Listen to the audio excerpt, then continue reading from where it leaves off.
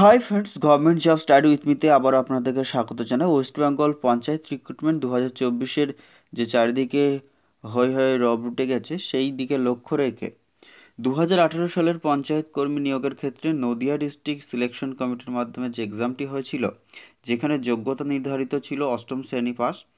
এছাড়াও উচ্চ শিক্ষিতরাও সেখানে এক্সাম দিতে বা কন্টেস্টেড ছিলেন। আগের বছরের প্রশ্ন কি খুব কঠিন ছিল বা প্রশ্ন কেমন ছিল, সেটা এই পর্বে দেখে নেব। তো এই সেশনটা আপনাদের একটা সামগ্রিক ধারণা দেবে যে আপকামিং বিভিন্ন ডিস্ট্রিক্ট সিলেকশন কমিটির মাধ্যমে বা কমিশনের মাধ্যমে যে আপনাদের পঞ্চায়েত কর্মী নিয়োগ হবে অষ্টম শ্রেণী পাশে, তার প্রশ্নর ধরন বা কীরকম ধরনের প্রশ্ন আসতে পারে তার একটা সামগ্রিক কম্প্যাক্ট ধারণা এই সেশন থেকে পেয়ে যাবেন। তো বরাবরের মতো এবারেও একটা রিকোয়েস্ট, যে চ্যানেলে নতুন হয়ে থাকলে সাবস্ক্রাইব করবেন। ক্লাসটি বা সেশনটি ভালো লাগলে বন্ধুদের মধ্যে শেয়ার করতে একদম ভুলবেন না, আর অবশ্যই একটি লাইক দেবেন। চ্যানেলটি সাবস্ক্রাইব করে রাখুন, কারণ এরকমভাবে বিভিন্ন সিলেকশন কমিটির মাধ্যমে যে পঞ্চায়েতের যে সমস্ত প্রিভিয়াস ইয়ার কোয়েশ্চেনগুলি রয়েছে, সেগুলি ডিস্ট্রিক্ট ওয়াইজ বিভিন্ন এক্সাম, সেটা পঞ্চায়েত সহায়ক হোক, সেক্রেটারি হোক, কিংবা পঞ্চায়েত কর্মী হোক বা নির্মাণ সহায়ক হোক, তার প্রত্যেকটি সেশন আমি নিয়ে আসার চেষ্টা করব আজকের এই সেশনটির মতোই। তো দেরি না করে আজকের সেশনটি শুরু করব। অবশ্যই চ্যানেলটি সাবস্ক্রাইব করে রাখুন, কারণ সমস্ত ধরনের কম্পিটিটিভ পরীক্ষার ক্ষেত্রে এই চ্যানেলটি আপনাদের নিশ্চয়ই সহযোগিতা করবে। আপনাদের সহযোগিতা একান্তভাবে কাম্য, তাই চ্যানেলটি অবশ্যই সাবস্ক্রাইব করুন, পাশে থাকুন এবং বন্ধুদের মধ্যে বা অ্যাসপিরেন্টদের মধ্যে, পঞ্চায়েত অ্যাসপিরেন্টদের মধ্যে অবশ্যই শেয়ার করবেন। আমাদের এই চ্যানেলে পিএসসি, ওয়েস্টবেঙ্গল পুলিশ রিক্রুটমেন্ট বোর্ডের বিভিন্ন কম্পিটিটিভ পরীক্ষা সহ অন্যান্য কম্পিটিটিভ পরীক্ষার প্রশ্ন, প্রিভিয়াস ইয়ারের প্রশ্ন এবং ম্যারাথন ক্লাসের পর্ব তো রয়েছে, সেগুলি প্লেলিস্টে গিয়ে অবশ্যই আপনারা দেখবেন। আশা করি আপনাদের উপকারে লাগবে। তো দেরি না করে আজকে সেশনটি শুরু করছি ফ্রেন্ডস। 2018 সালের নদিয়া ডিস্ট্রিক্টের যে পঞ্চায়েত কর্মী নিয়োগ হয়েছিল, সেক্ষেত্রে যে কোয়েশ্চেনগুলি ছিল, তার ফার্স্ট কোয়েশ্চেনটি হচ্ছে পশ্চিমবঙ্গের সুন্দরবনের মৃত্তিকা কোনটি? লাল মাটি, লবণাক্ত কাদামাটি, নাকি পলিমাটি, নাকি কালো মাটি? এক্ষেত্রে সঠিক অ্যান্সার যেটা হয়ে যাবে, অ্যাবসলিউটলি কারেক্ট অ্যান্সার, সেটা হচ্ছে লবণাক্ত কাদামাটি। এক্ষেত্রে কি কি প্রশ্নগুলি আসতে পারে, যে সেক্ষেত্রে হচ্ছে যে সুন্দরবন অঞ্চলটি ইউনেস্কো দ্বারা ওয়ার্ল্ড হেরিটেজ সাইটে তকমা পেয়েছিল 1987 সালে, এবং Sundarbans biosphere reserve, Sundarbans Ramsar site হিসেবে ঘোষণা হয়েছিল 2019 সালে। পশ্চিমবঙ্গে দুটি রামসার সাইট রয়েছে, একটা হচ্ছে পূর্ব কলকাতা জলাভূমি, যেটা 2002 সালে, এবং যেটা রয়েছে সুন্দরবন রামসার সাইট 2019 সালে। এছাড়াও সুন্দরবন অঞ্চলে লবণাক্ত উদ্ভিদের জন্য বা ম্যানোগ্রোভ উদ্ভিদের জন্য বিখ্যাত, আর এই ম্যানোগ্রোভ এবং বায়োডাইভার্সিটির জন্য 1987 সালে ইউনেস্কো দ্বারা ওয়ার্ল্ড হেরিটেজ সাইটের তকমা পেয়েছে।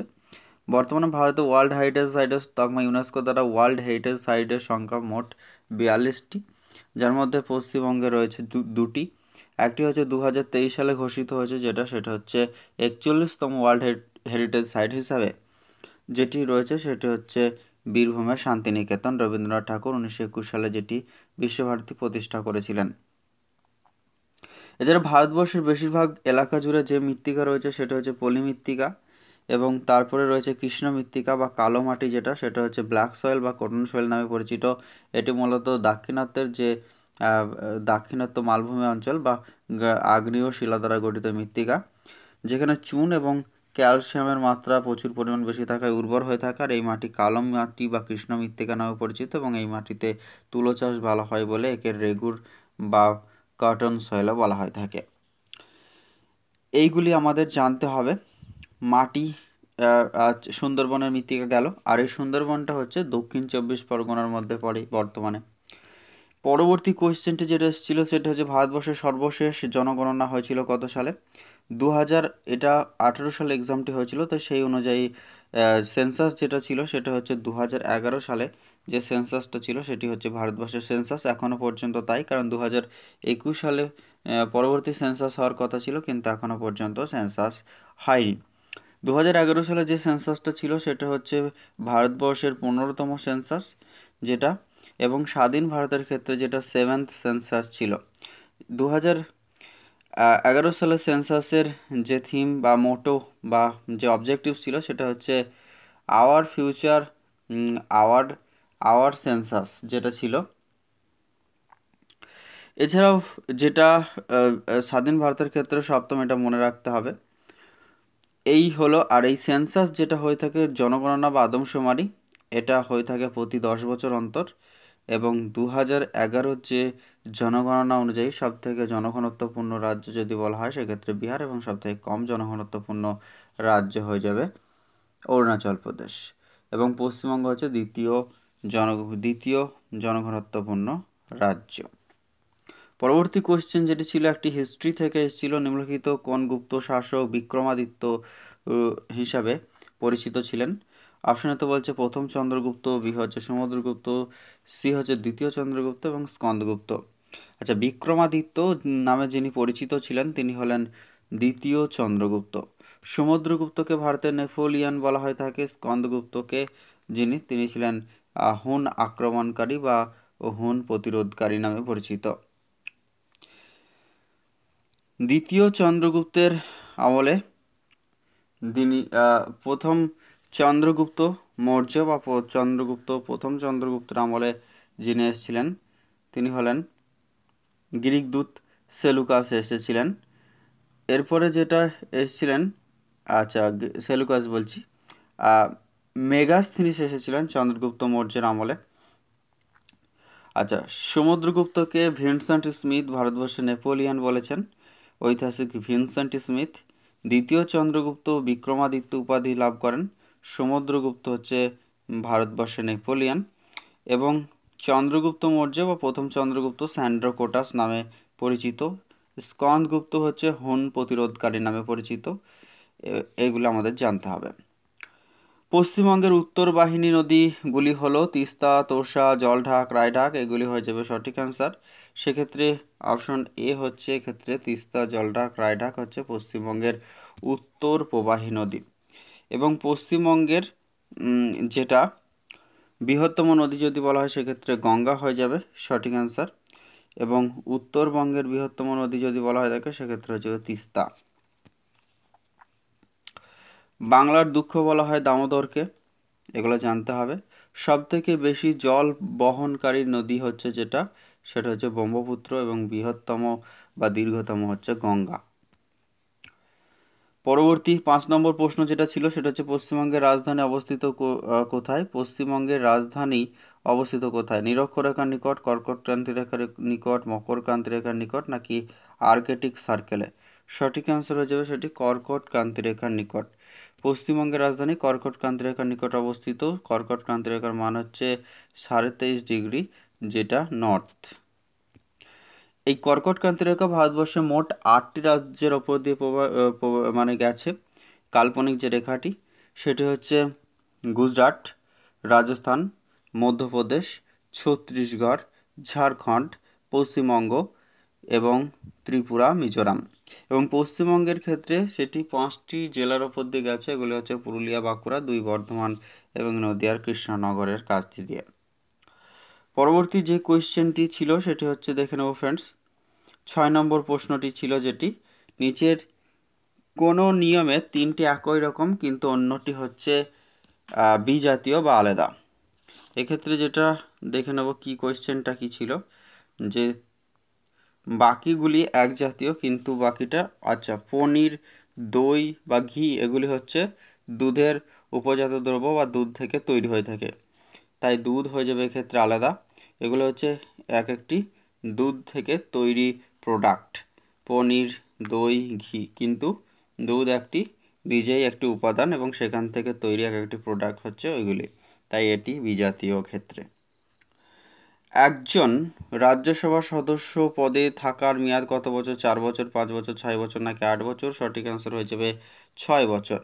ভারতবর্ষের রাজ্যসভার বর্তমান মোট সদস্য সংখ্যা হচ্ছে 245 জন, কিন্তু মোট সদস্য সংখ্যা যদি বলে মানে সব থেকে হায়েস্ট নাম্বার অফ যে সিটস রাজ্যসভাতে সেটা হচ্ছে 250 জন, কিন্তু বর্তমানে সদস্য রয়েছেন 245 জন।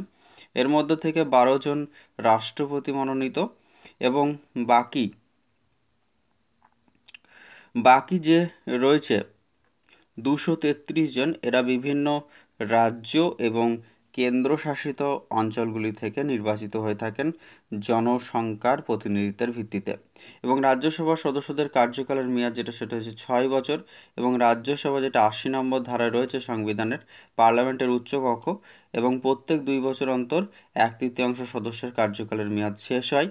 এবং রাজ্যসভার 12 জন সদস্যকে কিন্তু রাষ্ট্রপতি মনোনীত করতে পারেন বিভিন্ন বিজ্ঞান, সমাজসেবা, সাহিত্য, শিল্প ব্যক্তিদের বা অন্যান্য উচ্চ মানের যে সমস্ত সমাজের কৃতিত্ব যাদের মধ্যে রয়েছে তাদের সেই কৃতিত্বের উপরে ভিত্তি করে রাষ্ট্রপতি তাদেরকে মনোনীত করেন।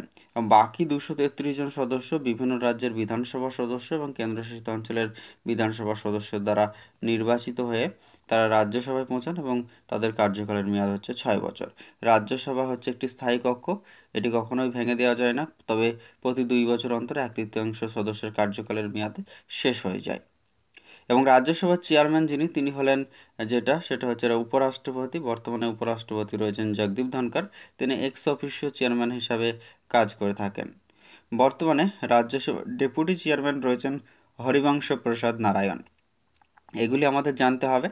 এছাড়াও লোকসভার সদস্যদের কার্যকালের মেয়াদ সেটা হচ্ছে 5 বছর, এবং লোকসভার সদস্যরা প্রতি 5 বছর অন্তর প্রত্যক্ষ ভোটের মাধ্যমে নির্বাচিত হয়ে থাকেন, এবং লোকসভার দলনেতাকেই প্রধানমন্ত্রী হয়ে থাকেন। যে ক্ষেত্রে লোকসভাটা যেটা ভারতবর্ষের সংবিধানের যেটা 81 নম্বর ধারাতে রয়েছে, এবং যেটি পার্লামেন্টের নিম্নকক্ষ, এবং 5 বছরের জন্য নির্বাচিত হয়ে থাকেন। তবে রাষ্ট্রপতি প্রধানমন্ত্রীর পরামর্শে লোকসভা ভেঙে দিতে পারেন, এটি একটি অস্থায়ী কক্ষ, এবং পার্লামেন্টের এটি একটি নিম্নকক্ষ, লোয়ার হাউস। আচ্ছা, রাজ্যসভার যেটা ক্ষেত্রে ছিল যে 6 বছর অন্তর নিয়োগ পান, এবং 30 বছর বয়স হলে তবেই তিনি রাজ্যসভার সদস্য হিসাবে মনোনীত কিংবা রাজ্যসভার সদস্য হতে পারেন, কিন্তু লোকসভার ক্ষেত্রে 25 বছর হলেই তিনি হতে পারেন লোকসভার সদস্য। বিধানসভা, লোকসভা এগুলার ক্ষেত্রে বা প্রধানমন্ত্রী, মুখ্যমন্ত্রী হতে গেলে 25 বছর বয়সী হতে হয় এবং ভারতীয় নাগরিক হতে হয়। রাজ্যসভা এবং রাজ্য বিধান পরিষদ এইসবের ক্ষেত্রে 30 বছর বয়সের প্রয়োজন হয়, এবং পঞ্চায়েত সমিতি, গ্রাম পঞ্চায়েত, পৌরসভা, জেলা পরিষদ এগুলোর ক্ষেত্রে 21 বছর এসবের সদস্য হতে গেলে বা সভাধিপতি বা সভাপতি হতে গেলে মিনিমাম 21 বছর বয়সের প্রয়োজন হয়। রাষ্ট্রপতি, উপরাষ্ট্রপতি, রাজ্যপাল হতে গেলে মিনিমাম 35 বছর বয়সের প্রয়োজন হতে হয়। 8 নম্বর প্রশ্ন সেটা হচ্ছে নিচের কোনটি প্রাচীনতম বেদ? অথর্ববেদ, ঋগ্বেদ, যজুর্বেদ নাকি সামবেদ? সঠিক অ্যান্সার হয়ে যাবে সেটা হচ্ছে ঋগ্বেদ। প্রাচীনতম বেদ সেটা হচ্ছে ঋগ্বেদ। আর যেটা সামবেদ সেখানে সঙ্গীত চর্চা বিষয়ক বিষয়গুলি রয়েছে। যজুর্বেদে যেখানে রয়েছে যেটা জাদুবিদ্যা সংক্রান্ত বিষয়, এবং মন্ত্র, গায়ত্রী মন্ত্র এগুলি ঋগ্বেদের মধ্যে রয়েছে। পশ্চিমবঙ্গের কোন জেলায় সবথেকে বেশি মালভূমি রয়েছে? অপশন এতে বলছে মেদিনীপুর, বি হচ্ছে মুর্শিদাবাদ, সি হচ্ছে পুরুলিয়া, এবং ডি হচ্ছে বর্ধমান। সবথেকে বেশি মালভূমি রয়েছে পুরুলিয়া, এবং তারপরেই হয়ে যাবে বাঁকুড়া। পুরুলিয়া, বাঁকুড়া এগুলি পশ্চিমবঙ্গের সবথেকে বৃহত্তম মালভূমি অঞ্চল। আচ্ছা, পুরুলিয়া সেটা হচ্ছে সবথেকে উষ্ণতম জেলা। পশ্চিমবঙ্গের মধ্যে উষ্ণতম জেলা হচ্ছে পুরুলিয়া। উষ্ণতম স্থান যদি বলা হয়ে থাকে সেক্ষেত্রে হয়ে যাবে আসানসোল, এবং যেটা আমাদের পশ্চিমবঙ্গের সবথেকে বেশি বৃষ্টিপাত হয়ে থাকে আলিপুরদুয়ারের বক্সাদুয়ার যেটা। আচ্ছা, বর্ধমানকে বর্তমানে দুটো ভাগে ভাগ করা হয়েছে 2017 সাল থেকে। 2017 সালে বর্ধমানকে দুই ভাগে ভাগ করা হচ্ছে, একটা হচ্ছে পশ্চিম বর্ধমান এবং অপরটি হচ্ছে পূর্ব বর্ধমান। পূর্ব বর্ধমানকে ধানের গোলা বলা হয়। মুর্শিদাবাদ হচ্ছে সেটা হচ্ছে মুর্শিদাবাদের যেটা ইম্পর্টেন্স সেটা তো রয়েছে যে কি রয়েছে, একটা ঐতিহাসিক প্রেক্ষাপট রয়েছে, সেটা মনে রাখতে হবে। পলাশীর যুদ্ধ 1757 সালে হয়েছিল। এছাড়াও যেটা মুর্শিদাবাদের বর্তমানে যেটা রয়েছে ডিস্ট্রিক্ট হেড, সেটা হচ্ছে বহরমপুর। আচ্ছা, পরবর্তী যেটা রয়েছে 10 নম্বর প্রশ্ন কি ছিল? হিমালয়ের পাদদেশের সমভূমি দার্জিলিং জেলায় কী নামে পরিচিত? হিমালয়ের যে পাদদেশের দার্জিলিং জেলা সমভূমি অঞ্চল, সেটা ডুয়ার্স নামে পরিচিত। এই ডুয়ার্স কথার অর্থ হচ্ছে দরজা। হিমালয়ের পাদদেশের সমভূমি অঞ্চল হচ্ছে ডুয়ার্স, এবং তরাই যেটা, সেটা হচ্ছে স্যাঁতসেতে। তরাই শব্দের অর্থ হলো স্যাঁতসেতে। পরবর্তী যেটা দেখে নেব, পরবর্তী কোয়েশ্চেন ছিল, এই মোট 10টি জিকের কোয়েশ্চেনই থাকে পঞ্চায়েতের কর্মী নিয়োগের ক্ষেত্রে। পরবর্তী 11 নম্বর কোয়েশ্চেন থেকে ইংলিশ, যেখানে বলছে fill in the blanks with the correct prepositions. Correct preposition দিয়ে এটাকে পূর্ণ করতে হবে। He is dash in the phone right now. He is dash the phone right now. আচ্ছা, কি হবে? অ্যাট হবে, ইন হবে, অন হবে, নাকি টু হবে? সঠিক অ্যান্সার হবে he is on the phone right now. On the phone call. ঠিক আছে, on the phone call right now, এক্ষেত্রে অ্যাবসলিউটলি কারেক্ট অ্যান্সার যাবে। পরবর্তী কোয়েশ্চেন 12 নম্বর যেটা, সেটাই দেখে নেব friends. I have no desire dash fame of for in to. সঠিক অ্যান্সার হয়ে যাবে টু। ডিজায়ারের পরে সবসময় টু বসে। পরবর্তী কোয়েশ্চেনটি রয়েছে there is an exception dash every rule. Exception to, exception for, exception in, নাকি এক্সেপশন আপ? সঠিক অ্যান্সার হচ্ছে এক্সেপশন।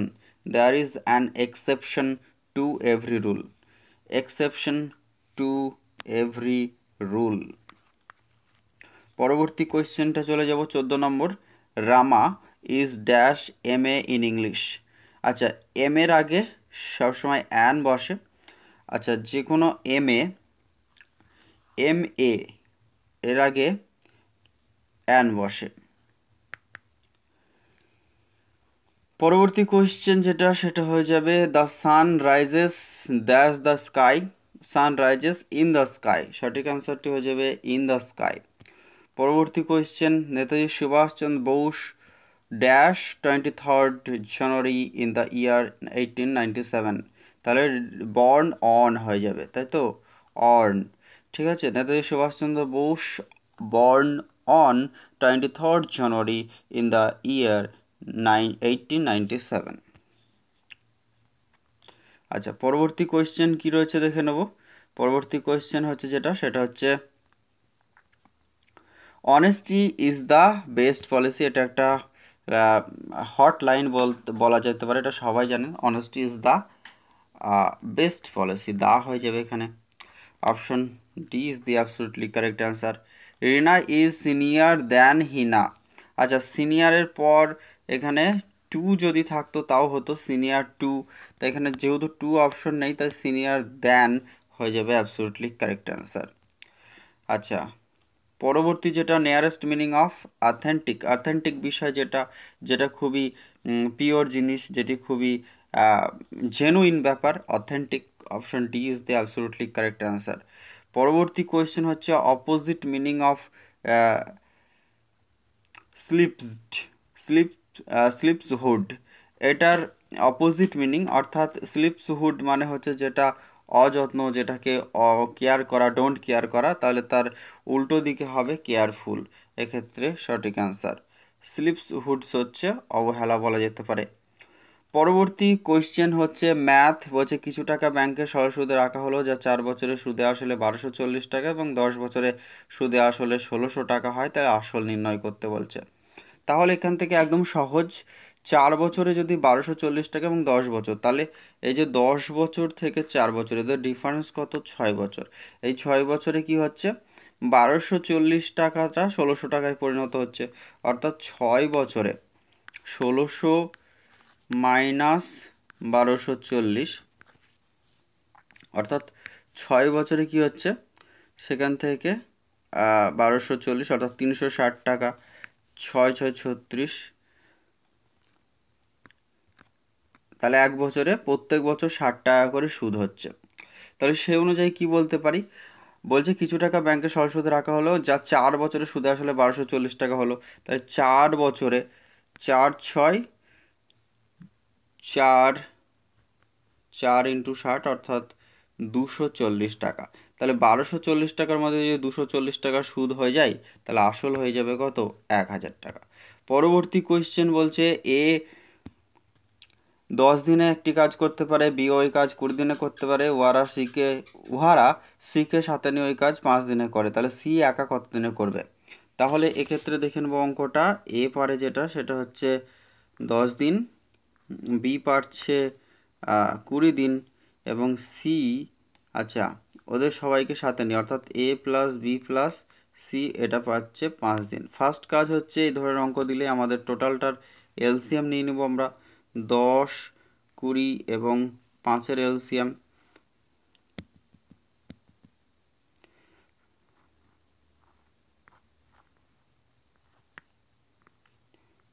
পাঁচ দুকোণে হচ্ছে 10, 5 4 20 আর 1, এখান থেকে 2 নিলে পরে 2 1 আর 2, অর্থাৎ 2 দিয়ে 4, 4 5 20 এলসিএম। তাহলে এর হচ্ছে কর্মদক্ষতা হয়ে গেল 2 ইউনিট, বি এর হচ্ছে যেটা সেটা হচ্ছে 1 ইউনিট, এবং এ বি সি হচ্ছে যেটা সেটা টোটালে হচ্ছে আমাদের 4 ইউনিট।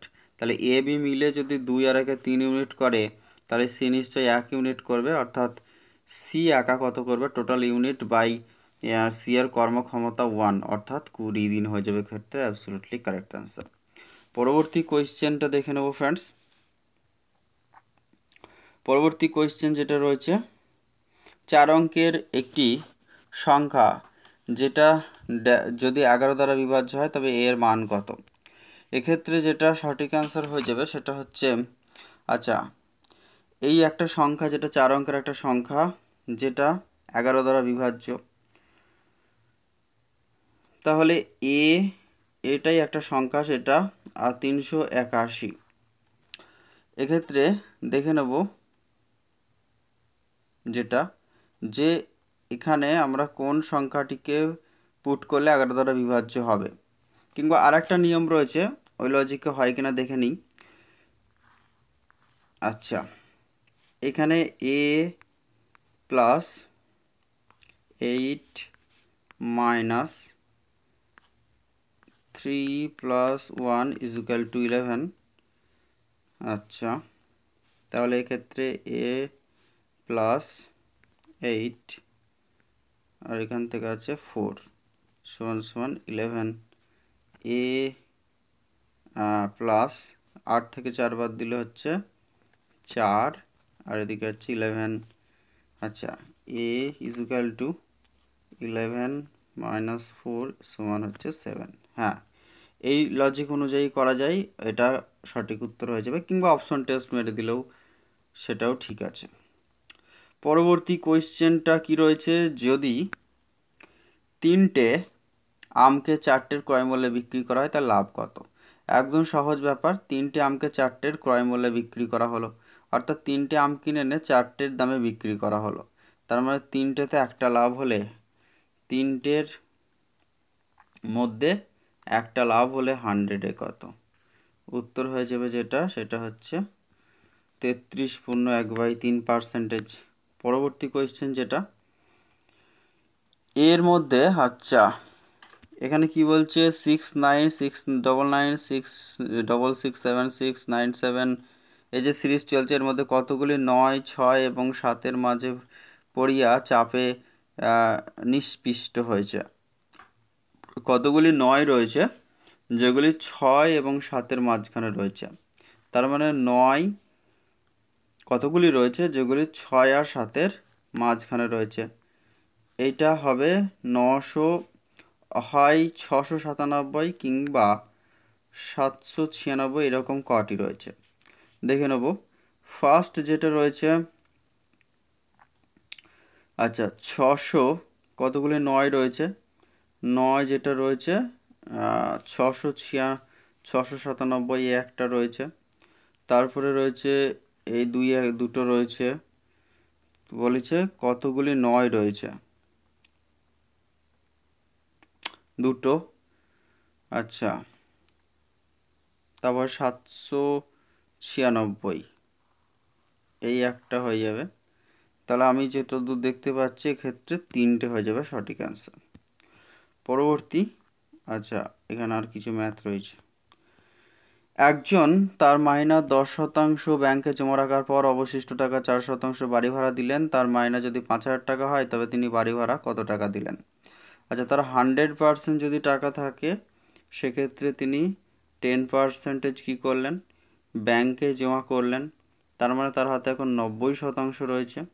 বলেছে 90% টাকা তার রয়েছে, এবং এই অবশিষ্ট টাকা অর্থাৎ 90%-এর 4% তিনি বাড়ি ভাড়া দিলেন।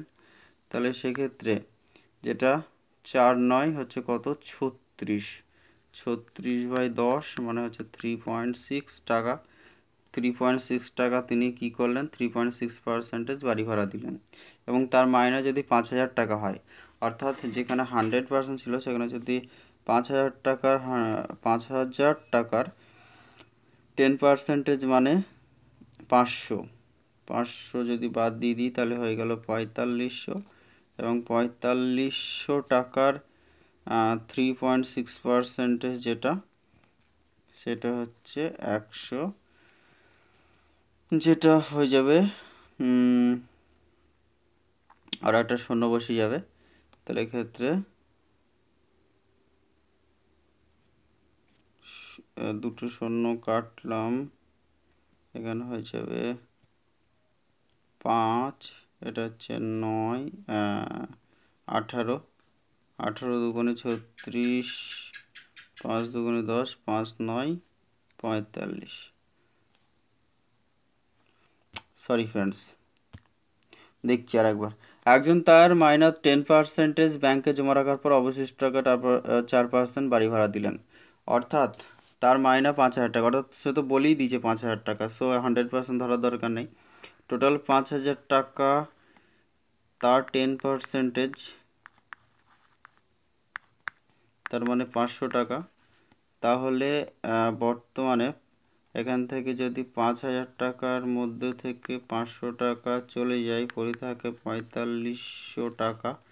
তার বলে দিয়েছে 4%, মানে হচ্ছে যেটা, সেটা হচ্ছে 180 হয়ে গেল উত্তর, অপশন সি। পরবর্তী কোয়েশ্চেন, এটি প্রশ্নপত্রে 100টি প্রশ্নের 100টি 2 নম্বরের প্রশ্ন আছে, অর্থাৎ টোটাল 100টা কোয়েশ্চেন রয়েছে। তার প্রত্যেকটির মান 2, অর্থাৎ টোটালে 200 নম্বরের পরীক্ষা। প্রতিটি সঠিক উত্তরের জন্য 2 নম্বর আর প্রতিটি ভুল নম্বরের জন্য 1 নম্বর কাটা যায়। একজন ছাত্র সবকটি প্রশ্নের উত্তর দিয়ে 80 নম্বর পেলে ছাত্রটি কটি প্রশ্ন সঠিক উত্তর করেছিল? আচ্ছা, ধরে নিলাম যে 60টি প্রশ্ন সঠিক করেছিল, তাহলে টোটাল 100 কোয়েশ্চেন রয়েছে। 60টা ঠিক করা মানে সে 60 দুগুণে 120 পেয়েছিল। 40টা ভুল করেছিল মানে 40 সে নেগেটিভ খেয়েছিল। তাহলে 40 1, সেখান থেকে 40 বাদ চলে যাবে 120 থেকে, তাহলে সে পেয়েছিল 80 নম্বর, যেটা এখানেই বলা রয়েছে। তাই অপশন সি হয়ে যাবে, বি হয়ে যাবে অ্যাবসলিউটলি কারেক্ট আনসার, অর্থাৎ 60টি প্রশ্ন সঠিক উত্তর দিয়েছিল। এ এবং বি এর আয়ের অনুপাত হচ্ছে যেটা, সেটা হচ্ছে 3:2, এবং 5:3 হলো তাদের ব্যয়ের অনুপাত, 5:3, অর্থাৎ তাদের মধ্যে ডিফারেন্স যেটা রয়েছে 2 আর 3। আর সরি ফ্রেন্ডস, আরেকবার করছি। এ আর বি এর মধ্যে আয়ের অনুপাত হচ্ছে 3:2, এবং ব্যয়ের অনুপাত হচ্ছে 5:3। এদের মধ্যে যেহেতু সমান নেই, তাই এদের মধ্যে 1, এদের মধ্যে 2, এটা দিয়ে গুণ করে দাও ইন্টু 2, এটা দিয়ে গুণ করে দাও ইন্টু 1। তাহলে এখন নতুন যেটা তৈরি হবে সেটা হচ্ছে 6, 4, এটা হচ্ছে 5:3। এবার এদের মধ্যে গ্যাপটা 1 পেলাম। এই 1-এর মানই বলে দিয়েছে 1,000 টাকা। তাহলে 1-এর মান যদি 1,000 টাকা হয়, তাহলে জানতে চেয়েছে তাহলে বি এর আয় কত, বি মানে কত, বি মানে হচ্ছে যেটা, সেটা হচ্ছে এখন 4 হয়ে যাবে, অর্থাৎ 4,000 টাকা সঠিক অ্যান্সার। পরবর্তীতে কি রয়েছে এগুলি? আচ্ছা, এবার বাংলা 31 নম্বর থেকে। সঙ্গীতের সন্ধি বিচ্ছেদ করতে বলছে, সম যোগ গীত হয়ে যাবে এক্ষেত্রে অ্যাবসলিউটলি কারেক্ট অ্যান্সার।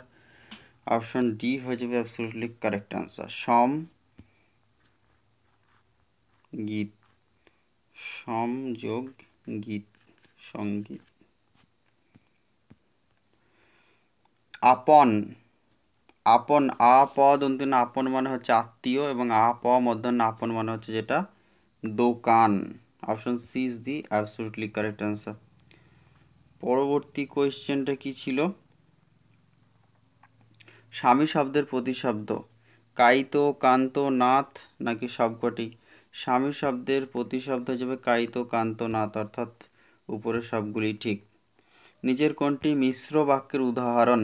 যে ভালো ছেলে তাকে সবাই শ্রদ্ধা করে। আচ্ছা, ভালো ছেলেকে সবাই ভালোবাসে।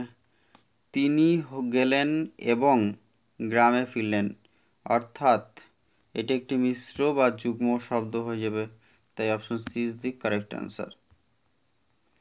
কোনটি সঠিক সন্ধি? সমযোগ চয় সঞ্চয়, রাজযোগ গি রাজ্ঞী, আচ্ছা শয়ন, অন, মনোহ যোগ কষ্ট মনোকষ্ট, এটাও হচ্ছে না, এটাও হচ্ছে না। সঠিক অ্যান্সার যাবে সমহ যোগ চয় সঞ্চয়। শুদ্ধ বানান যেটা জানতে চেয়েছে সেটা হচ্ছে মহুর মহু, ময় হুসু হয় হুসু, ময় হুসু রেফ হয় হুসু, মহুর মহু হয়ে যাবে, দুটোই হুসু ফ্রেন্ডস। সাধারণত এটা কনফিউজড হওয়ার কিছু নেই, দুটোই হুসু মনে রাখলেই হয়ে যাবে, দুটোই হুসু, মহুর মহু। পরবর্তী কোয়েশ্চেন, কৃপণের নিকট টাকা চাওয়া আক্কেল সালামি মাত্র, অনধিকার চর্চা, অরণ্যে রোদন নাকি অগস্ত্য যাত্রা? এটা একটা